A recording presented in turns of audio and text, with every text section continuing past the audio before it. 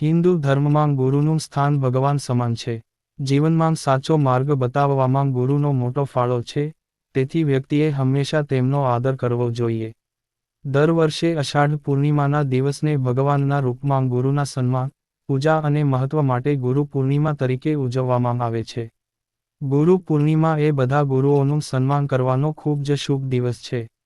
ગુરુ પોતાના શિષ્યને અજ્ઞાનના અંધકારમાંથી બહાર કાઢીને જ્ઞાનના પ્રકાશ તરફ લઈ જાય છે. જીવનને સાચી દિશા આપવામાં ગુરુનું વિશેષ યોગદાન છે. આ દિવસે, ગુરુની સાથે, વ્યક્તિએ પોતાના વડીલોની પણ પૂજા કરવી જોઈએ. આ વર્ષે ગુરુ પૂર્ણિમાનો તહેવાર 21 જુલાઈ, રવિવારના રોજ ઉજવવામાં આવશે. પૂર્ણિમા તિથિ શનિવાર, 20 જુલાઈ, 2024ના રોજ સાંજે 5:59 શરૂ થશે, જે બીજા દિવસે 21 જુલાઈ, 3:46 સમાપ્ત થશે.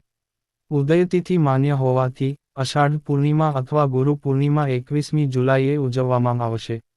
ગુરુ પૂર્ણિમાના દિવસે, ગુરુર્બ્રહ્મા ગુરુર્વિષ્ણુ, ગુરુર્દેવો મહેશ્વરઃ, ગુરુ સાક્ષાત પરમબ્રહ્મ, તસ્મૈ શ્રીગુરવે નમઃ, આ મંત્રનો જાપ કરો.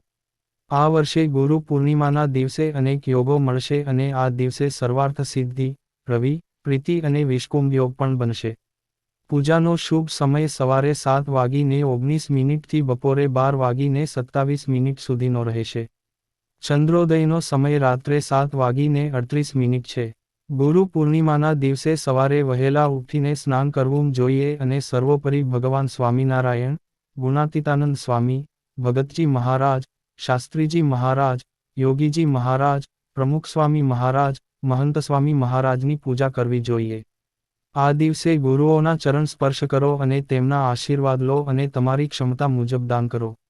જો તમે બોચાસણમાં મહંતસ્વામી મહારાજના દર્શન કરવા જવાના હોય તો અમે આગળના વિડીયોમાં જણાવ્યું છે કે બોચાસણમાં ગુરુપૂર્ણિમાનો ઉત્સવનો સંપૂર્ણ કાર્યક્રમ, સમય, ઉત્સવ સ્થળ સાથે માહિતી આપી છે.